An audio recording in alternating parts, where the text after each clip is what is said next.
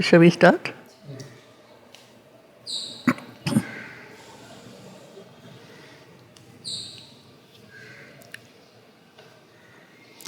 Intruder from the formless infinite, daring to break into the inconscient's reign, the spirit's leap towards body touches ground. As yet unwrapped in earthly lineaments, already it wears, outlasting death and birth, convincing the abyss by heavenly form, a covering of its immortality, alive to the lustre of the wearer's rank, fit to endure the rub of change and time.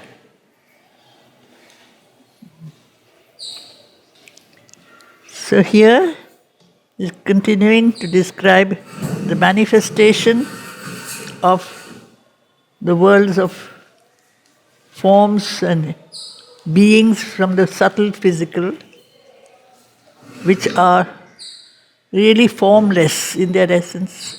They are not made of matter, but they have the, you might say this is the early stage that a certain form has taken place. It's not a solid shape. It's not a dense material manifestation. In the subtle matter there is no density. But it has come down from the world of the play of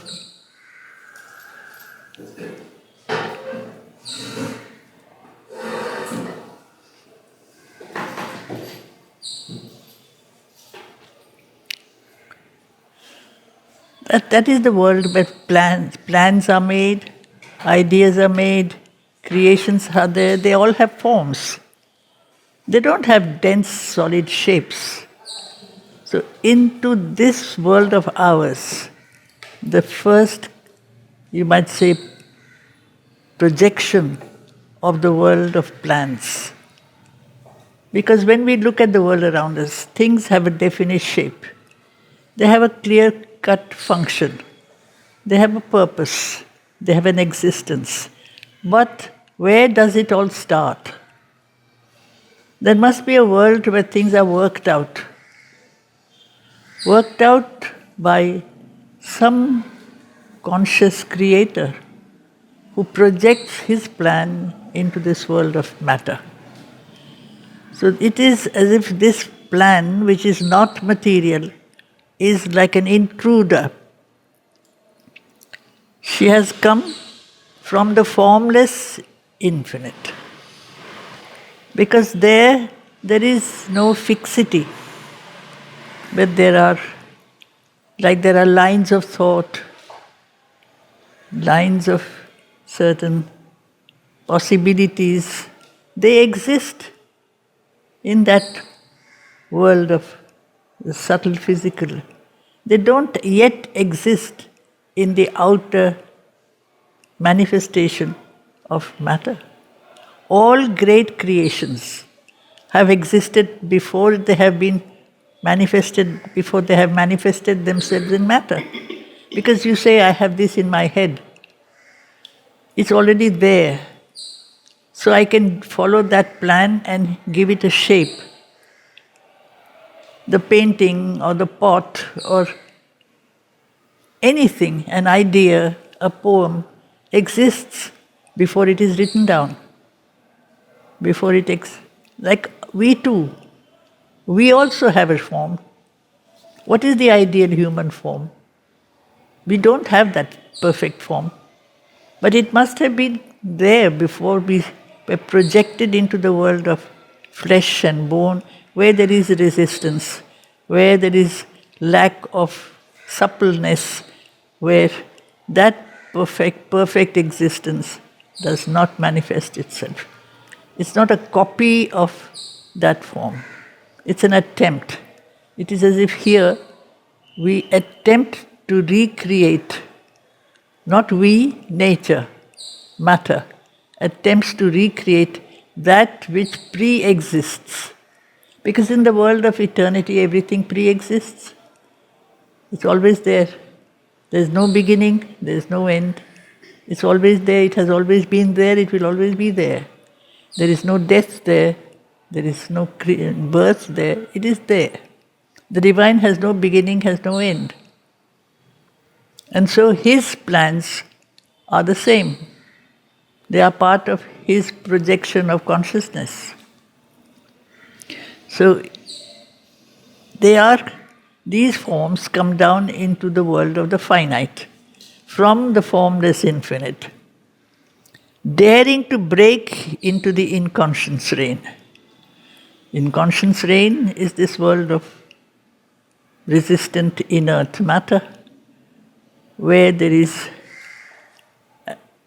not that sense of eternity.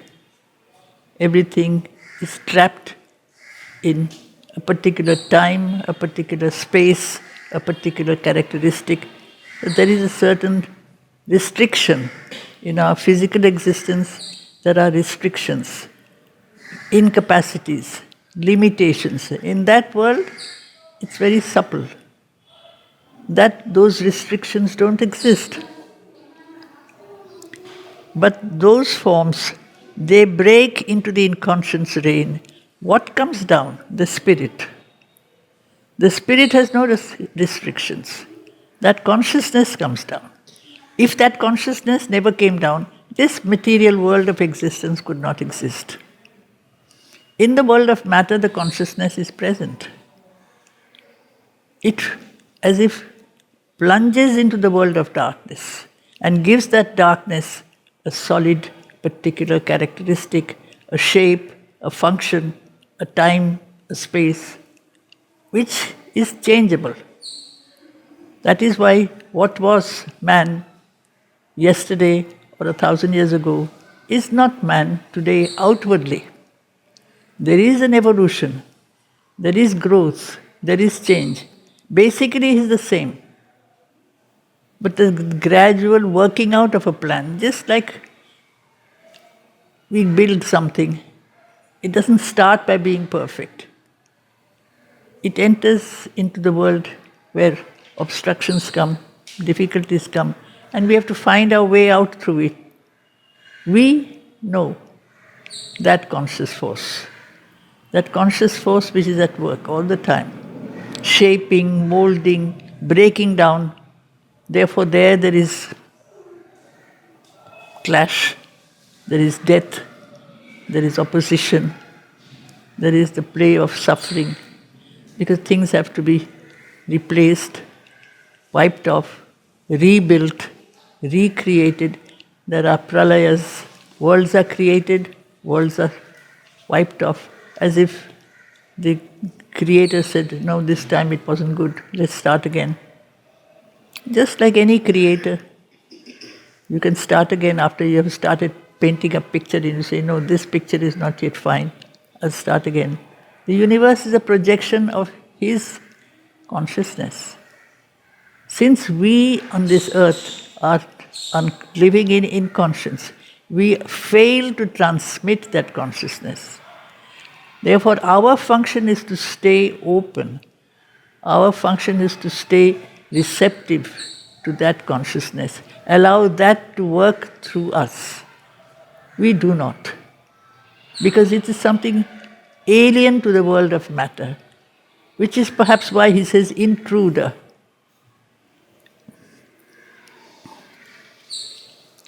But it dares to break into the inconscience reign. The spirit's leap towards body touches ground. It comes down into the world of physical, material manifestation. As yet unwrapped in earthly lineaments, the plan is not yet manifested in earthly, material, you might say. Lineaments are your line, shape, characteristics. Exactly. It's not as if once and for all we are made in this manner and this form, and that we cannot be changed. Slowly, just as in the world of ideas, just as in the world of plans, things slowly are replaced by better, more complete, more harmonious ideas. So also on the earth, which is a projection of that consciousness, these forms slowly become manifestations which become more receptive to the light, more open, more supple. So this spirit, which is never born, therefore there is no birth, there is no death. So in this world of matter, where there is birth and death, the presence of the deathless. This is our greatest gift. There is something in this world of matter which is not limited to time, which is not limited to birth, which is not limited by a certain particular day when all things will end. Already it wears, outlasting death and birth, which is how we define our physical existence. There's a time frame. You start on this day, our journey of evolution and development, we end on a particular day in a particular space. But that perfection does not begin with our physical manifestation. It pre-exists. All things pre-exist before they start manifesting. All things continue after the outer manifestation is gone. There is no limit there. It started long ago in the consciousness of the divine creator. He works out a plan. If he is the eternal, his plans are eternal. Therefore, here when we live in a world of limitation and death, and we say things are going from bad to worse, they can't continue like this. It is our limited vision. We judge things by our understanding, which can't see beyond the outward and connect ourselves with that which is physical. That which began this creation was that which never had a beginning. That power started this manifestation. That power will continue its work until this creation becomes a manifestation of the eternal. So there has to be, this is the transformation Mother has so often spoken of. We don't have to be trapped in a fixity of rules and lines and shapes and time. We are part of the infinite. We are small, infinity is also small. The infinite is small, the infinite is vast. The infinite has no regulations and rules. All is that. We also are part of that. Only we refuse to accept it. With our mind, with our understanding, we relate to what is just external, what is visible, and say that and only that is true. So, as yet, so he says, as yet, it is not finished. The manifestation is a continuous process. It's not over. As yet unwrapped in earthly lineaments. So the outer form is a wrapping. It's just a covering. The spirit is within. Our bodies, our minds, our vital natures, these are like wrappings. When you get a gift, it's not the wrapping that you should relate to see what is within. What is within is that presence. But we relate to the external appearance and say that is reality. So we have to take out those wrappings or not concern ourselves with the outer appearances of manifestation only.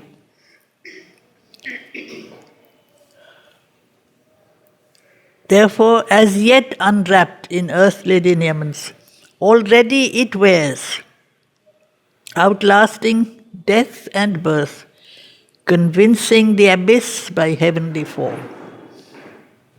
That perfect heavenly form, heaven, the world of light. Light is not solid. Light is something that spreads in all directions. Even on earth, that heavenly form is there. It's the world of perfection, where there is no fixity, no limitation. So that form is a covering of its immortality. This is our existence. The outer form is a covering, the mortal is a covering of that intended immortality. It is intended for us. It has been decided. We are manifestations of the eternal. We connect ourselves, unfortunately, only the way we are on the outside. And you say, I am mortal. I have this incapacity. I cannot do this. I cannot move in this manner. Because I relate only to my external manifestation. What am I inside? From where did I come? Who projected himself into my being? That which I do not know. That is the Supreme Creator. But my, you might say, audacity, the mental pride says, I know everything, I can understand everything with my understanding. I cannot see the divine, I cannot feel the divine. In my body there is pain, there is suffering, therefore this has to go. What has to go is this acceptance of our relationship with the world of external time. We are not part of that. Originally, we are projections of the eternal.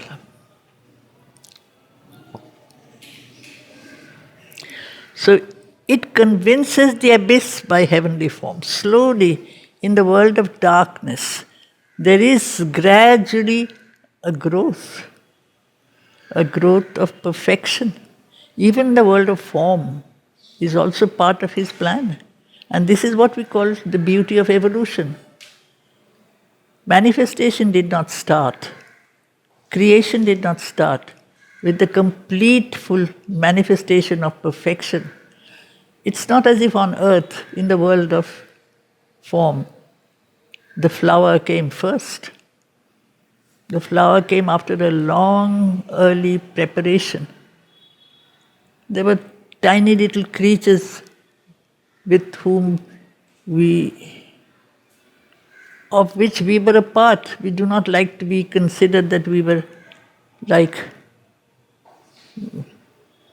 amoebas or bacilli, things like that. We were not that, but that is where it starts. And it's not very dignified to think that's where we start from. But slowly things have grown from there to the gradual emergence of beauty. Beauty is the manifestation of the divine in the world of matter. It's a principle of perfection. That principle is not limited to our definition of what we consider beautiful. As we change, our definition of beauty does change. What somebody calls beautiful, somebody else may not call beautiful, because it's a progressive, gradual unfolding of all the possibilities of the perfect that is manifesting himself in form. There are infinite modes of beauty. So it is as if convincing the abyss, convincing this world of darkness, of ignorance, of inconscience, that the play of the divine will is slowly shaping. In the very inconscient, that change is taking place. This is the very powerful experience Mother does speak of. That at the very bottom of the inconscient, she felt a power, a spring that cast her up forthwith into a formless, limitless vast. At the very bottom of the darkest, lowest inconscience, that spring of light which was not yet, you might say, it was not yet time for it to emerge fully, works itself out. And she enters into a formless, limitless, vast. She did. We don't find that. Formless, from the world of material form into a formless vast, vibrating with the seeds of a new world, she says. That new world is a world where matter is spirit. In our world, matter is opposed to the world of the spirit. In the new world, the opposition between matter and spirit is not required. All is a play of the divine. Matter also.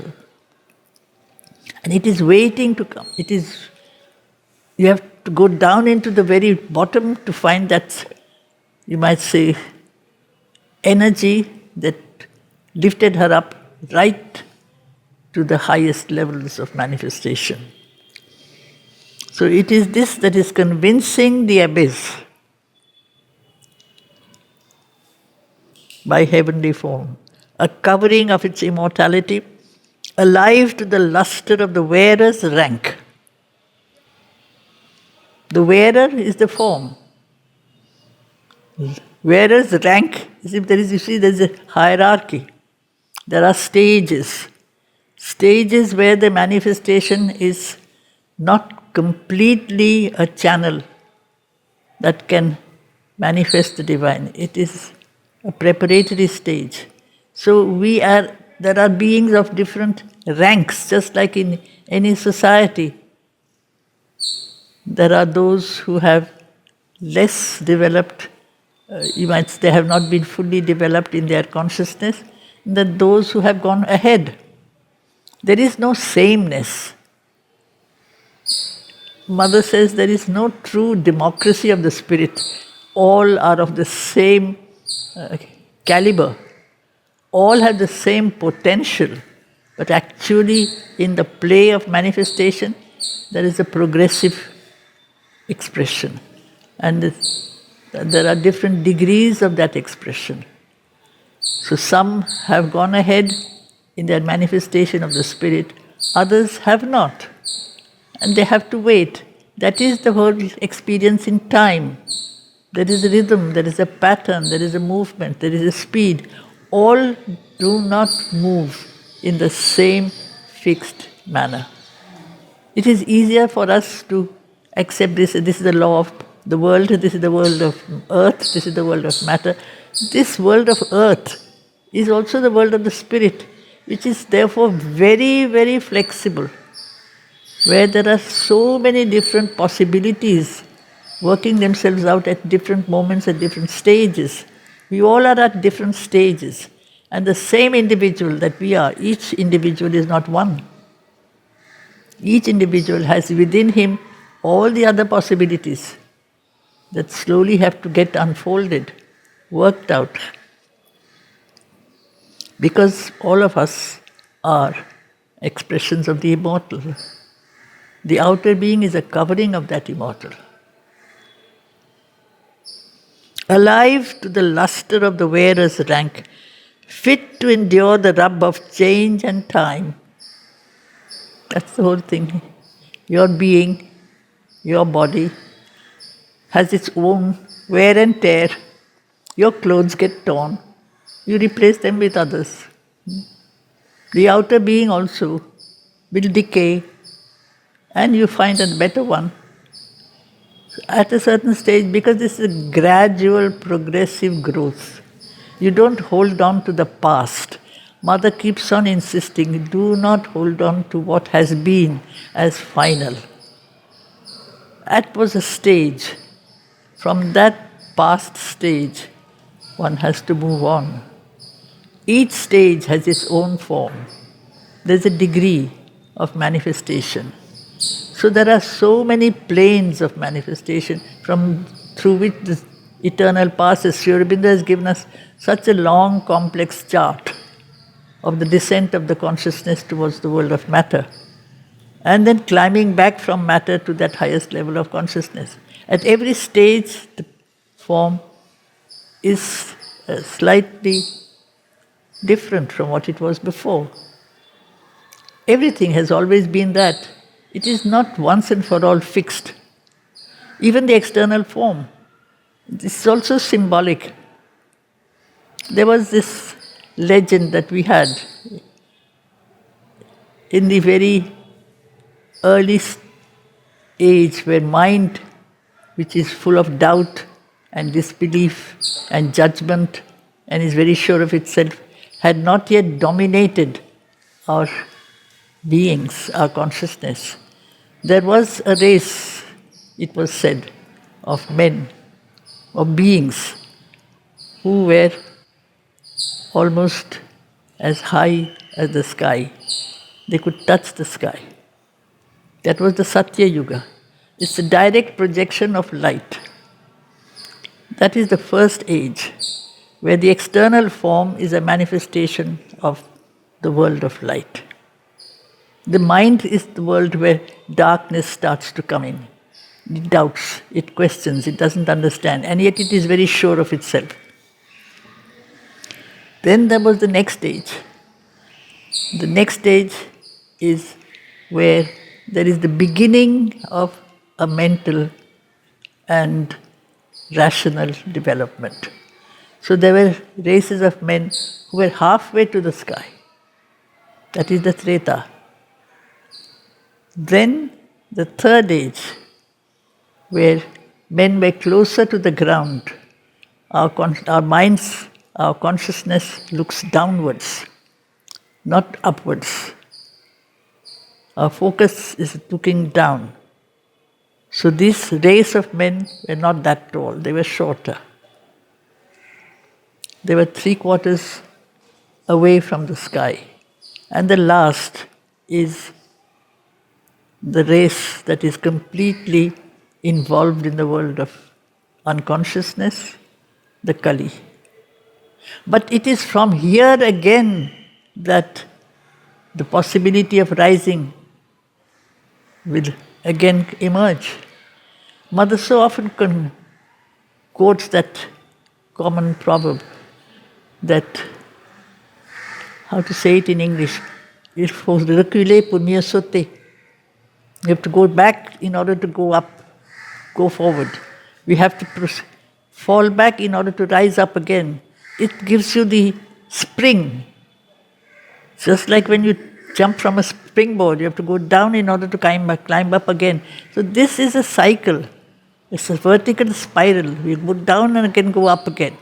And then we come down again and we go up again, because the story is not limited to a final notion of our making. We say this is perfect, this is final. We are not creators, we are channels. That creator is working itself out through us. His consciousness is working itself out through us.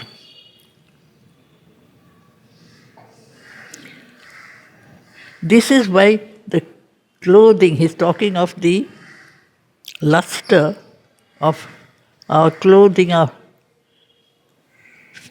alive to the lustre of the wearer's rank, fit to endure the rub and change of time. Today the body does not endure the rub and change of time. It becomes weak. But when this physical dress that we wear is capable of passing through time without any kind of deterioration, there should be no death. It's an extraordinary sentence Mother utters towards the end of her interviews. She says, death is a bad habit. It's very simple, she says. Death, la mort c'est une mauvaise habitude. We've got used to that. We accept it as final once and for all. It's just a bad habit. What a sentence. One who has overcome that limitation alone can say this. We consider death as an absolute. It cannot be overcome, we think. We are born to die. We call ourselves mortals. Mortals are those who die. He says we are immortal. We do not die. But it all depends on what you relate to. I relate to my mortality. I say, therefore I am human. I do not relate with that part in me that does not die. That part in me is always there. But because I don't know much about it or anything about it, I say all that is a dream, all that is a plan, it has not yet worked out. Maybe, but that plan is waiting to find the right vessel, the right recipients. So then it can endure the rub and change of time.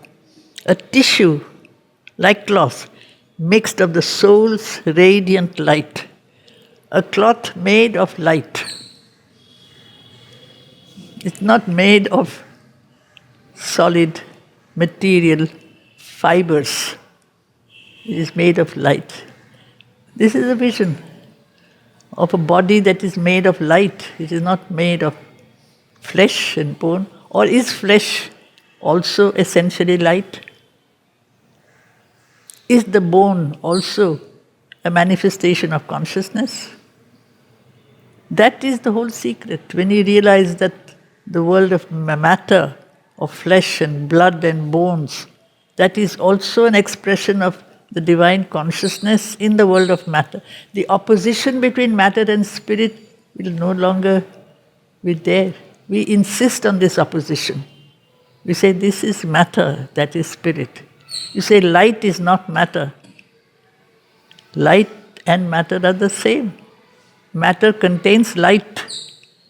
That was the supreme, those seeds of light that Mother really, she came in touch with in the darkest depths of the inconscient.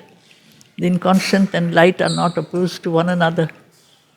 The inconscient is the place where the slow preparation for the manifestation. It is the seed time. Just like a new manifestation, a new creation, when it is waiting to manifest, when the seed has been planted deep under the soil.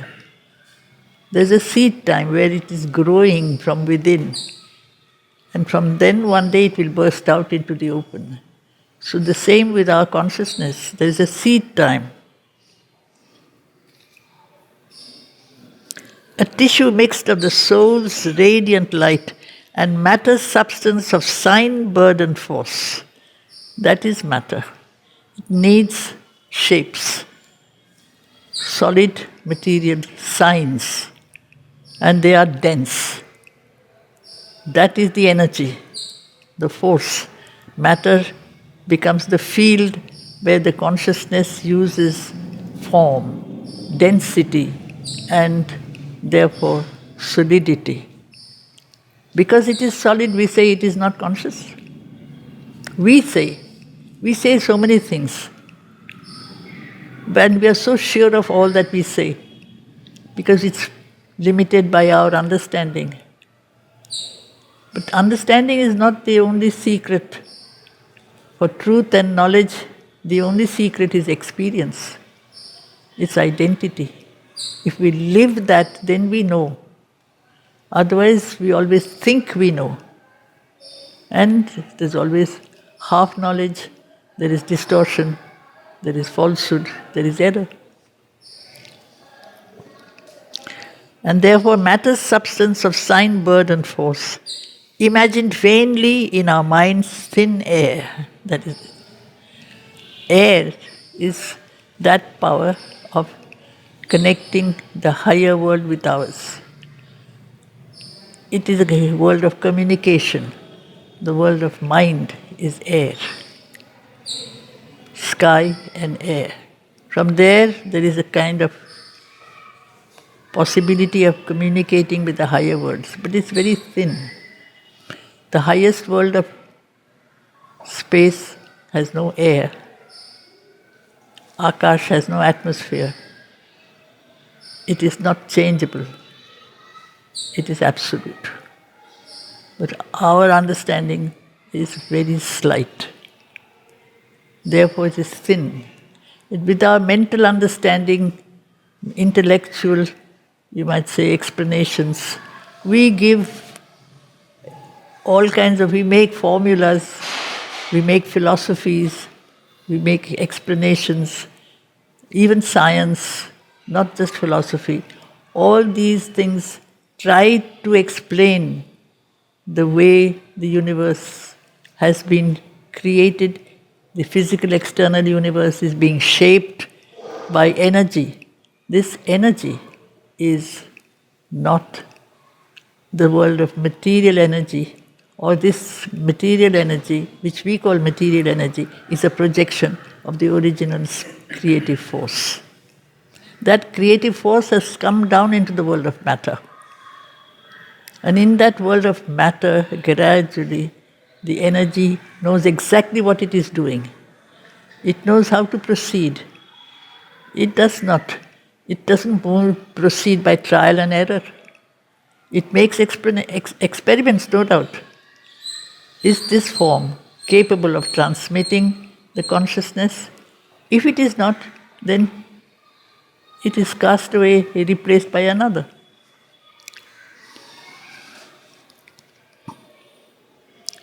So imagine vainly in our minds thin air, an abstract phantasm mould of mental make. Each of our thoughts is a mould. But phantasm mould means it's not a solid mould. It's something that is actually non-existent. Our thoughts are floating all the time in our head. They don't have a finality. A phantasm is not something dense. It doesn't actually exist in the world of matter. So that is the whole problem. Matter has a certain simplicity. Matter is stable. Mind is not. It's very constantly shifting, changing. It feels what earthly bodies cannot feel, and is more real than this grosser frame. So this world of the subtle physical is more real than this material world. Because there that world of perfection has already it pre-exists, it is there. The ideal is there already. The real is constantly changing. What we call real is the physical external world. That is constantly at the mercy of time. Gradually it decays, it deteriorates, whereas that ideal is complete. This is the world of the subtle matter. It feels what earthly bodies cannot feel, and is more real than this grosser frame. After the falling of mortality's cloak, that is death. The mortality's cloak is the covering that the spirit puts on itself in the shape of a body. It is part of the world of imperfection, therefore it slowly decays, dies. But it is almost then that the spirit becomes free to climb back to its origin. After the falling of mortality's cloak, lightened is its weight to heighten its ascent. It's not pulled down, dragged down by the weight of matter, of the body. Therefore it can climb back. The spirit goes back, refined to the touch of finer environments. It drops old patterned palls of denser stuff. Gradually, evolution takes place. Heavier forms, heavier in the sense less conscious, less evolved, are replaced by forms that are more evolved. And therefore, they are more dark. The pall is a dark sheet that covers the coffin. It's a sheet of blackness, but it's a cloth, it can be removed. So this darkness, this ignorance, does not have to be, we don't have to identify our existence always with darkness. This darkness is just a covering. Just like a sheet can be thrown off. If you remember right in the beginning, there was a very beautiful line, the symbol dawn. The darkness failed and slipped like a falling cloak from the reclining body of a god. The universe is the body of a god. The sheet of darkness can just be removed. We are all that. We are part of that creation. So it drops old pattern poles of denser stuff. Cancel the grip of earth's descending pull. This is the body. Always be pulled downwards and bears the soul from world to higher world. Till in the naked ether of the peaks, the spirit's simplicity alone is left. The eternal's being's first transparent robe. That is the world where the eternal being projected itself into a form. Transparent, that is an expression, manifestation that transmits light, whereas in us the manifestation does not transmit light, it transmits unconsciousness. We are slaves of darkness, whereas in that higher world, so manifestations are expressions of beauty, of light, of truth, of joy. These are the original creative forces. So they are there waiting to re-manifest themselves because they are already waiting. They attempt to come down, it fails because our resistance, our receptivity is so slight. We can't open ourselves to them. So when the inflow, whether it's an inspiration, whether it's an opening, a contact with the divine, we can receive something, but the being that we have today as we are now is so ignorant, so dense, that whatever comes in may come in little, you might say, dots of light, a spark here, a light there. We are not taken over completely by that power. But whereas on the highest ether of the peaks, the eternal being's first transparent robe is always there.